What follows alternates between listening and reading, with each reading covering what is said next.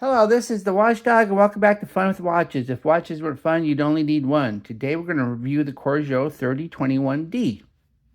Start with the wrist check. I'm going into the office today, so I want to show my friend Bill my Thorns SHY036.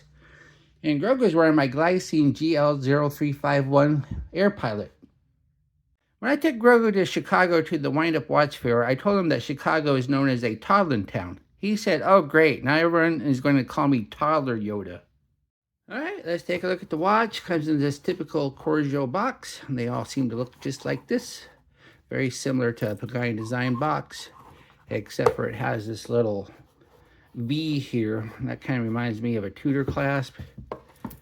But here is the watch. Isn't that nice looking? Looks a lot like an Aquaterra, that's for sure. This is the 7th Corgeut on my channel. Corgeut makes a pretty good watch for the money, usually solid steel with sapphire crystals and Japanese movement. For some reason, they just don't have the same wow factor as the similarly priced and spec Pagani design or Cadisons. In some ways, that's a good thing as it gives the watch a more vintage look. This is an homage to the Omega Seamaster Aquaterra, which is Omega's basic sports watch, which for some unknown reason costs more than a Seamaster 300 Pro Diver. The Aquaterra is the watch that I more than likely will never own.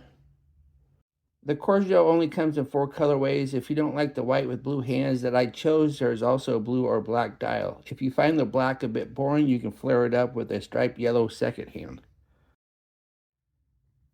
The watch is 38.9 millimeters at the bezel, 47.1 millimeters lug to lug with inverted end links. It's only 11.2 millimeters thick, which is really thin for an NH35 powered automatic. Has a 20 millimeter leg width and tapers down to 18 at the clasp. It weighs 133 grams on the supplied bracelet with 4 links removed. Yes, you heard that right, 4 links. So you should be able to wear this if you have a huge wrist. We have a smooth polished bezel. And then we have the dial. The dial has no sunburst effect, and it does have a teak pattern. And the pattern is vertical, and a real Aquaterra, it's horizontal. But there's nothing wrong with vertical. It looks nice. This is a nice looking dial. I like it. Now on top, we have the Corgeut name and logo. Then on the bottom, if I would just get the hands out of the way, it says self-winding chronometer. Then it says 164 feet, 50 meters. Well, unfortunately, this is not a chronometer because they would have to be certified and it would have to be Swiss, and it just isn't. So I don't know if this is Corgeut trying to be deceptive, or if they just started, or if this is just a matter of lost in translation and they just started piling words on the thing, not knowing what they meant. Then we have the chapter ring with red minute markers, which is kind of unusual. You wouldn't be really expecting red. Then we have the blue minute counters.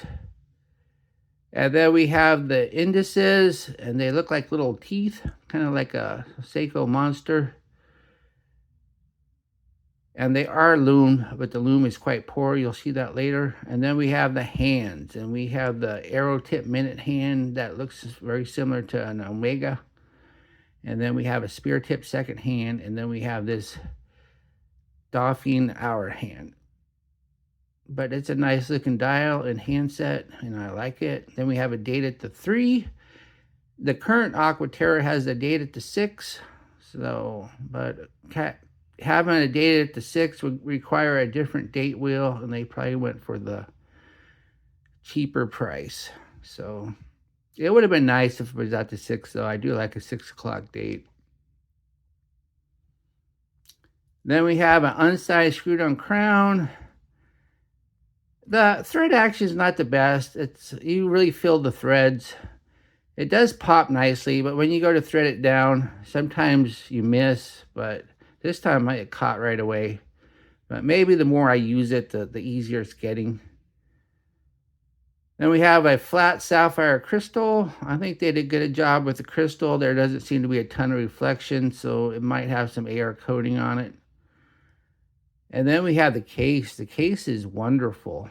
It's nicely brushed on the side, has this polished chamfered edge, and looks like it's really nice. Has a good shape to it and fairly thin. So I like the case a lot. And then we have the case back. The case back is wonderful too, because look how thin the case back is, especially for a display case back. Normally that's why this is only 11.2 millimeters thick, because of this case back. Then it says WR 50 meters, so you only get 50 meters, but really, do you need more than 50 meters? And it says automatic movement sapphire glass. Then underneath the case back there is the NH35. The NH35 is the go-to workhorse movement for watches in this price range. It's a 24 joule 3 hertz movement that hand winds hacks. It has a bidirectional rotor at about a 40-hour power reserve. And I'm pretty sure Corgeut is not going to regulate it at the factory, so you really don't know what you're going to get. But usually they're fairly accurate right off the shelf. But we'll put it on the Timegrapher anyway, because I spent a lot of money on this Timegrapher. Here it is on the Timegrapher, and as you can see, it's running just a hair slow. And it's always preferable if it runs fast and not slow, because once the time drifts enough and you have to set it, you actually have to move the hands, where a fast movement, you can just hack it and let time catch up. But it is looking still pretty good.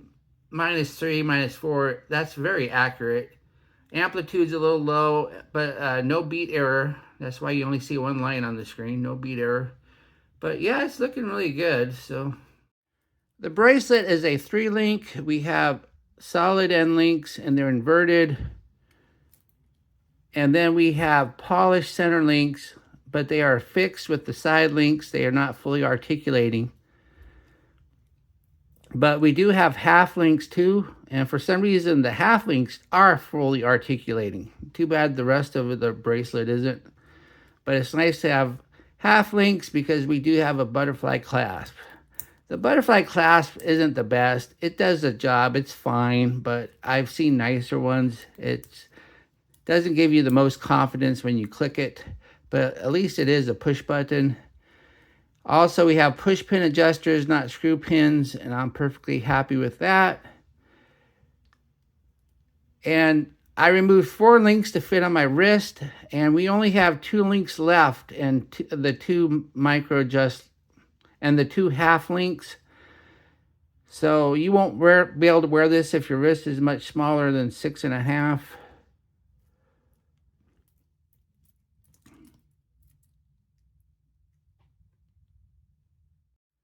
Here's the watch at my 7.5-inch wrist. That looks nice. That wears nice. Look how flat it sits on the wrist. Nice and thin for an automatic. And once again, I removed 4 links. So you should be able to wear this if you have possibly a 9-inch wrist, believe it or not. So that's nice. But once again, there's not a lot of links left to remove.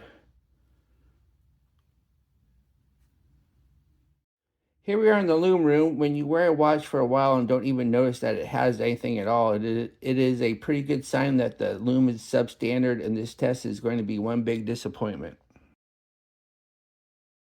As we see at the time, the hour hand and the second hand fade almost immediately. The indices aren't lasting much longer. The arrow tip of the minute hand is the best loom on this watch, but it doesn't last much longer than anything else, and it's soon gone. What do I like about this watch? Well, it looks and wears nice. It's super thin for an NH35 automatic. And the bracelet is plenty long, and it has half links. What are my gripes and groans? The crown thread action doesn't give you the most confidence. And it says chronometer on the watch when it clearly is not. And the loom is really substandard. Do I recommend this watch? Sure. It's a nice looking watch that is super wearable and has been a joy to wear. I really like the watch. I've had a pleasant time with it. And if you want an Aquaterra homage and don't want to spend a ton of money, but don't want something super cheap, this one is just great. Well, thank you for watching my review of the Corgeut 3021D, and I will be back with another review or unboxing. Be sure and like and subscribe to my channel, and if you like this watch, be sure to use my affiliate link and I'll get a small commission. Bye.